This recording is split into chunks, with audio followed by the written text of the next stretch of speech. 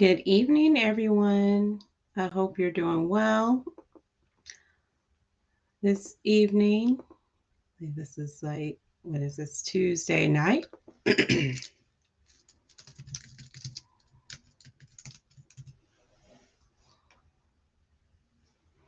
I hope you're doing well this evening.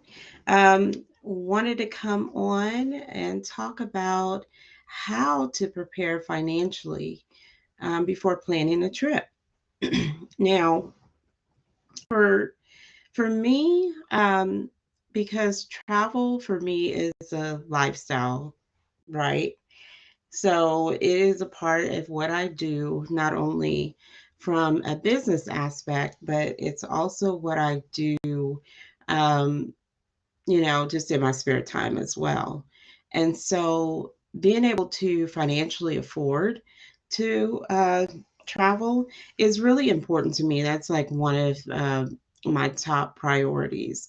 Um, Probably about, I would say about 7 years ago or so, I knew, even though I was already into a career and, making money in that career and everything, I knew that that probably wasn't where I wanted to be until I retired. Um, I kind of got that sense for myself probably when I went on my first cruise, and I think that was in 2014. Um, and I really felt at that point that I really want to travel more, like not just domestically, but out internationally. And just, I wanted that to be a part of my life, which at the time, I would take, domestic trips here and there, or I would, you know, not really thinking outside of traveling internationally. But once I did it, and I got started on a cruise, I really felt more at peace. Um, I feel like it was a reset and everything. It really just became something that I aspired to do more and more. But with that, you really have to be prepared financially, and also just knowing what I needed to do to prepare myself financially in order to really travel the way that I wanted to, and not feel that I was over. Like I was putting myself in a financial burden because I wanted to take a vacation, right? So this is really something I think that if you are interested in, um, you know, traveling either more, or if you feel like that you don't have the budget in order to travel the way that you really should be able to travel, because we can all travel, but sometimes it can be overwhelming to think about the amount of money depending on how you're traveling, where you're traveling to, and things like that. So sometimes you just have to have a plan in place, because traveling is not cheap. And depending on how you're traveling and everything. So that's what I want to kind of talk to you about. And it doesn't matter how you're traveling, if you're using a travel advisor, if you're doing it on your own. You really do have to have some type of plan and be able to really allocate, a certain amount of money to, travel and things, if that's what you really want to do. So the first thing that I really had to learn was basically, how do I keep my expenses low? And so that took me to take really inventory of everything that I was spending my money on. Um, you know, what what was it I was trying to, even if I didn't necessarily have a trip that I was planning right then and there, but really setting aside how much is it going to cost. And really, it depends on, you, like I'm a single person. And so it's just me that I have to be mindful of, basically. And so, So I always think about being a solo traveler only because, and in that aspect too, it's going to cost you a little bit more, especially if you're the one that's financially responsible, right? For an entire trip. So if you're not going in a group, if you don't have a roommate or things like that, then that's going to cost more. Or if you have a family, a husband or wife, children to consider, then you have to take that into account as well, right? So being financially responsible, aware, and really proactive is the start of planning the vacation of your dreams. So, not where you're, trying to ball on a budget or anything like that, but you're really paying for what that dream vacation that you really want. And sometimes it's just a kind of a dream delayed, but not necessarily something that you have to give up on at all. So one of the things that I've done that's worked for me is really learning to live below my means. So just because I can afford to go out and buy something specifically, it doesn't mean that I really. First of all, I probably don't need it, and the second part is that I can be doing something better with my money, right?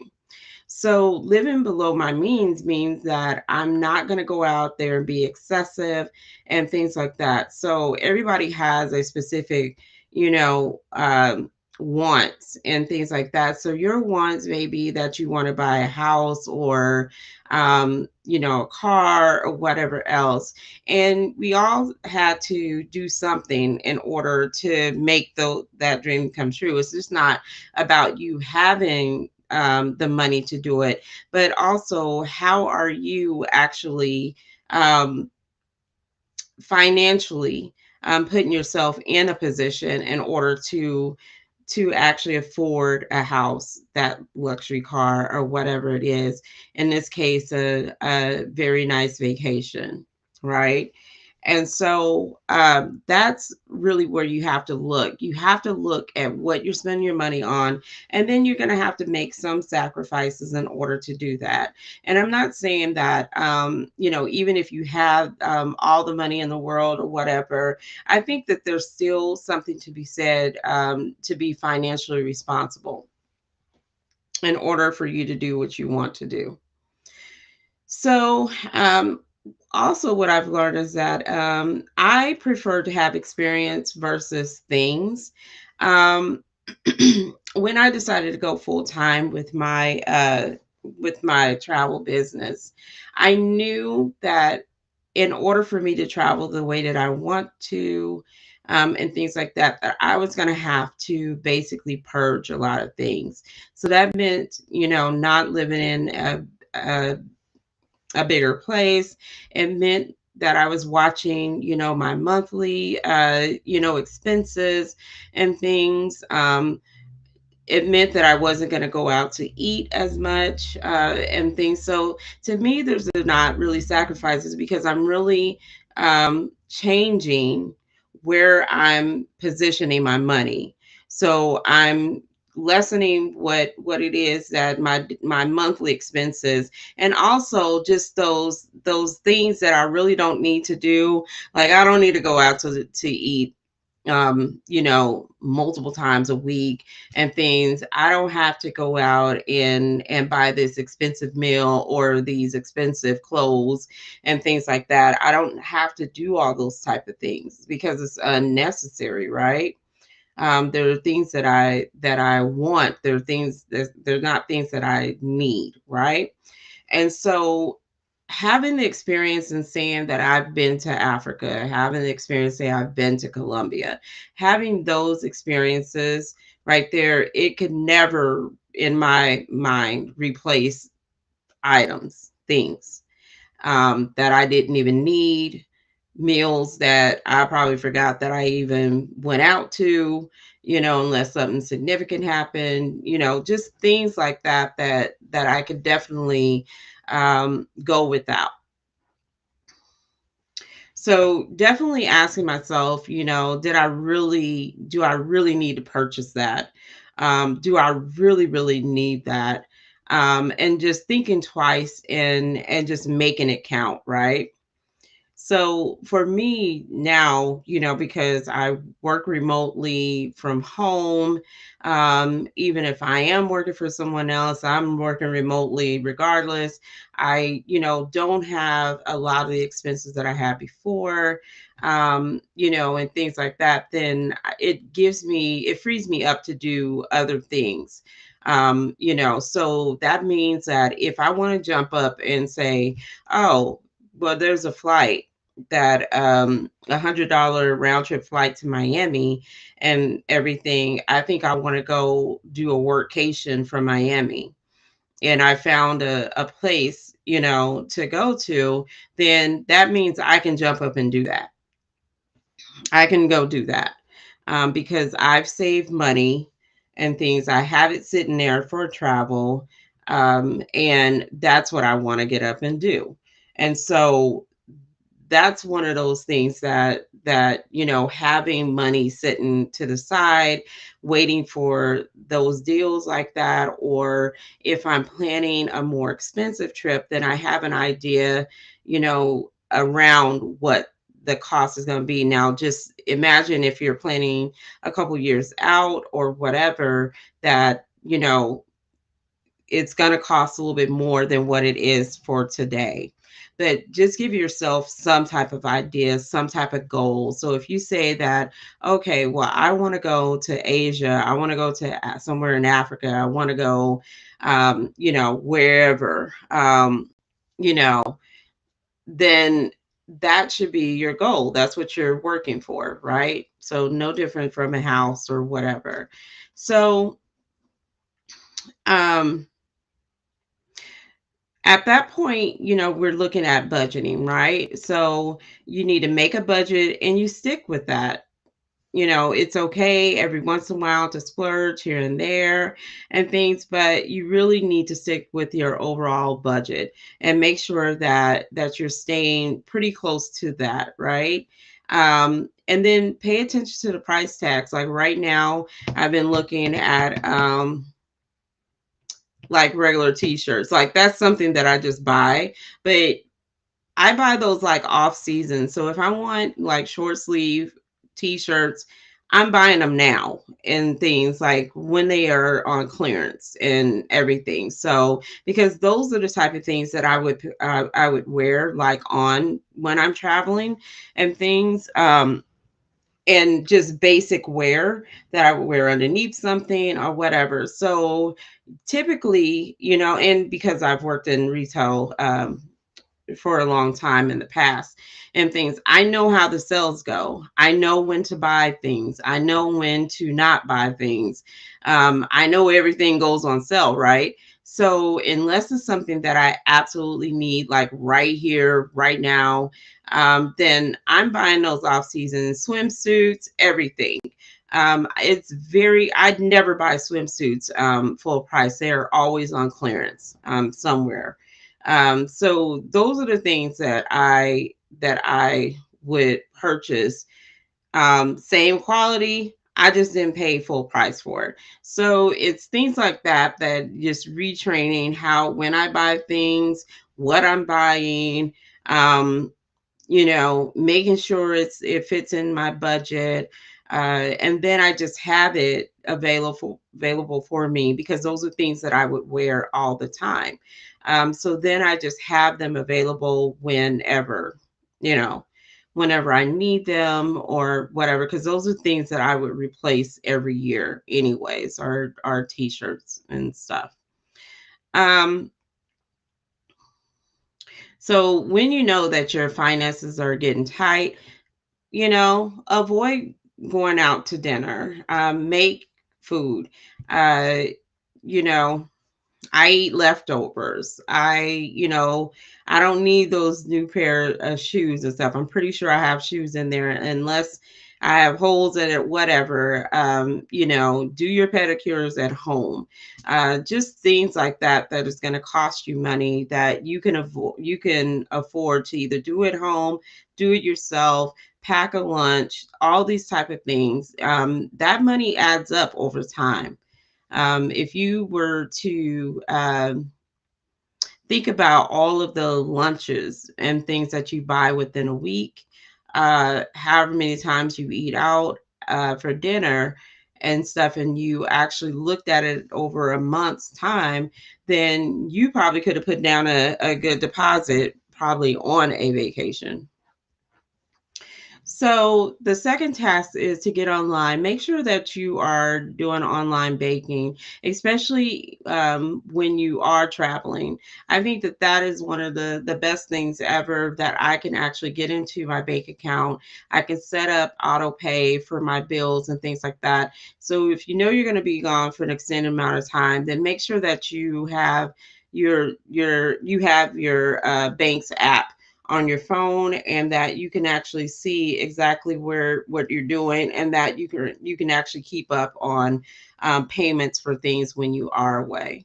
The next thing is that in your bank account, make sure that you are on an online budgeting program. So mint.com might be one of the ones that you try, or whatever, and that way it's actually tied to your online bank account, and it downloads all of your transactions, and the data and the categories that the transactions are. Like I have a Lily account that actually, and it's for solopreneurs and things like that, but they actually have the categories already built into the app, where I can actually go in, and it's going to ask me every time that my card is swiped, or that there's an auto pay that comes out, and it actually will ask me, okay, well, where would you like to put this? Which category would you like to put this in? So it helps me to kind of keep up with what I'm spending and where all these expenses are going, and then it'll break it down for me. But you can do other budgeting programs and things if you're not a solopreneur, or just see if it can be done within your own bank account. Um, So the fourth thing after that is just really to budget.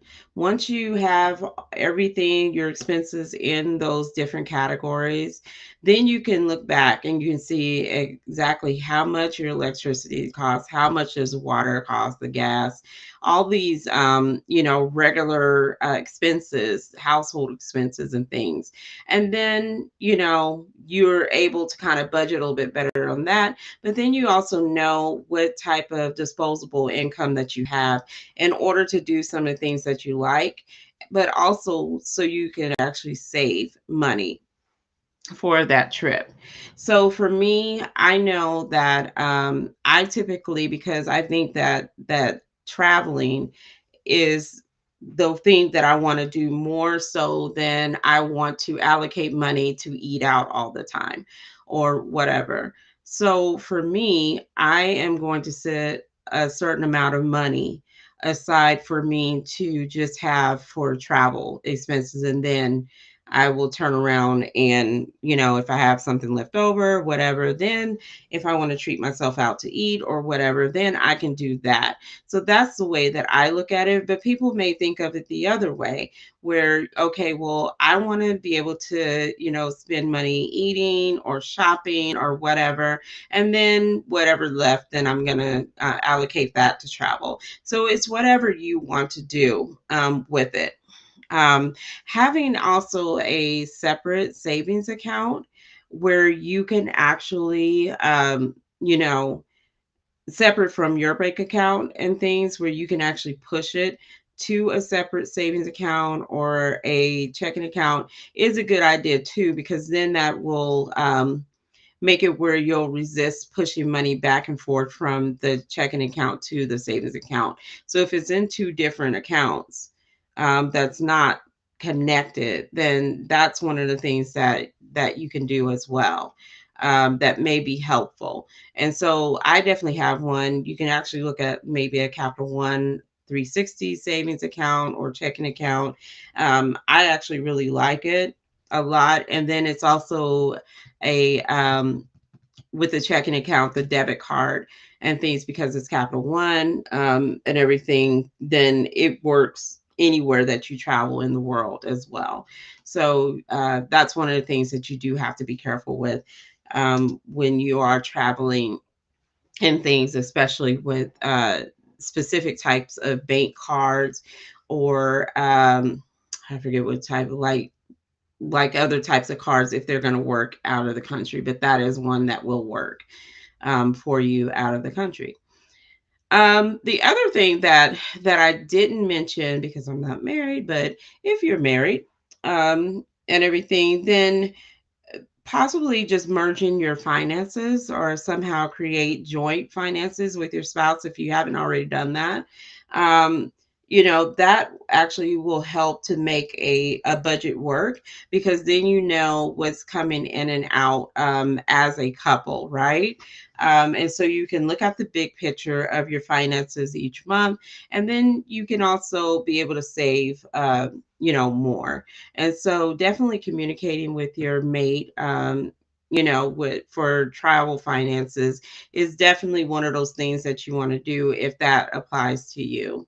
So since I'm single, or I'm not married and things like that, that's not something that I have to worry about. But at some point, if I decide to get married, I'm sure that that would be something that we would have to look into, right? The other thing that I'm going to suggest is that working with a travel advisor actually can help you to budget payments, for you to figure out um, exactly how being on a monthly payment plan can help. Even if you're saving money, you don't have to necessarily have the entire amount saved, right? But you do want to have a healthy amount in order for you to actually put down a deposit for a trip and everything. So sometimes having your money kind of saved up a little bit over time, a couple months, maybe up to 6 months or whatever, and then reaching out to a travel advisor and things is helpful. I definitely recommend that once you are anywhere from 6 months to even out to 24 months, that you start talking to a travel advisor about booking a trip. Now, some depending on where you're trying to travel to, and what's available with tour operators, sometimes you actually can put down a low deposit.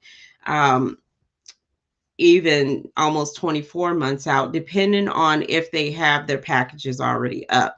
Now, obviously, flights are not going to be available at that time. They are available about 322 days after your return date that you plan on leaving. And so, but you can secure the land only packages, usually about 24 months out. And so, if you are wanting to take that dream trip or whatever else, then giving yourself enough time where you can actually make a monthly payment, or however you set that up with your travel advisor. Sometimes they work with you more with that, especially if you're so far out. And then sometimes they may already have a policy in place on how often you have to work, or how often you have to pay. So that's something you can talk to a travel advisor about.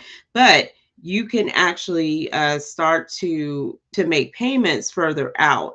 I think sometimes when people up with unrealistic budgets, it's because they've waited too long, or too close to when they want to travel, in order to actually afford the trip that they want.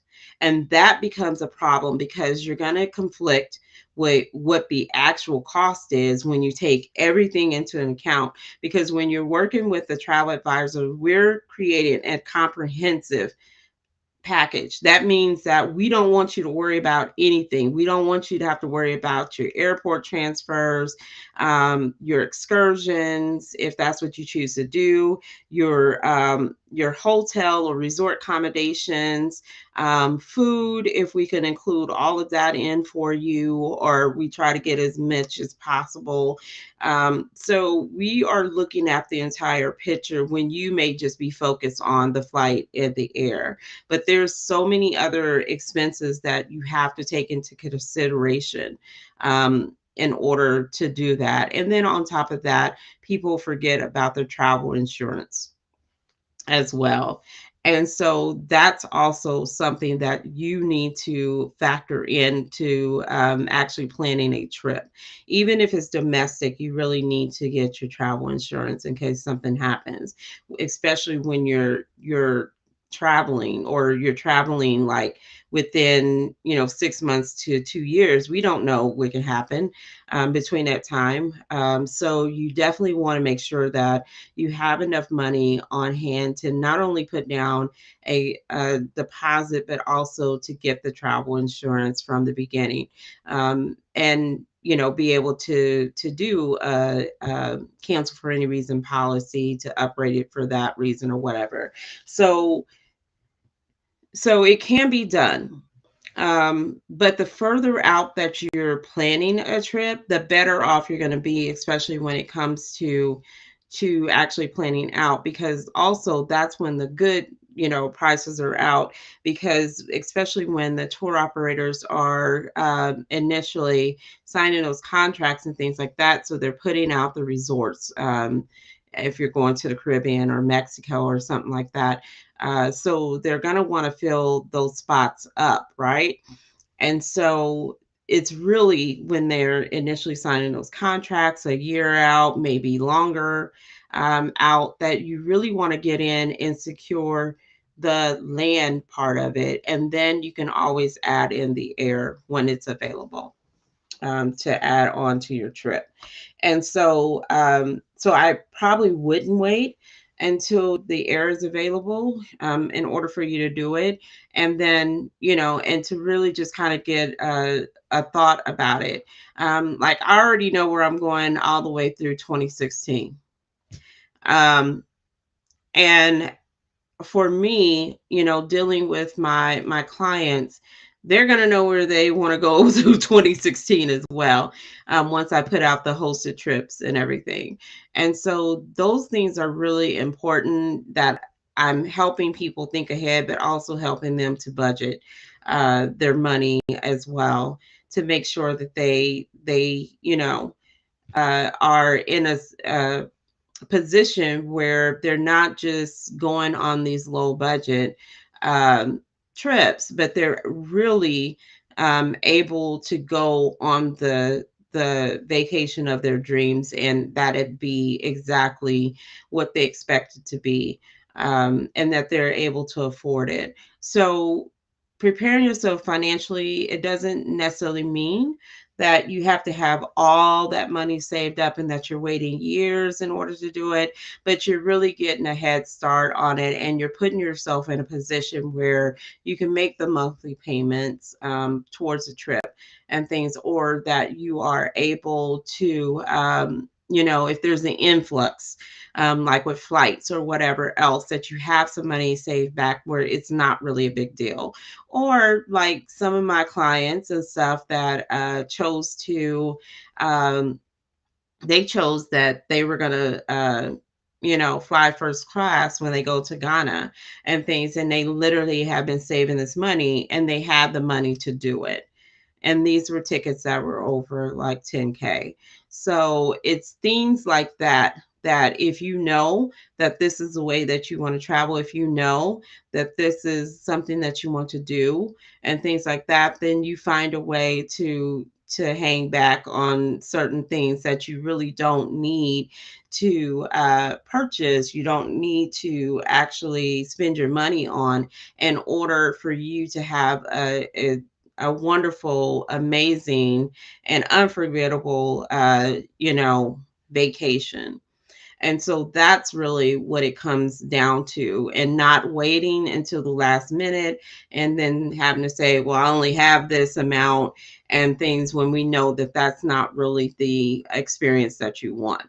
And so that's what it's about, preparing financially, for the trip that you want and that you actually deserve, instead of having, you know, basically caviar dreams on a beer budget.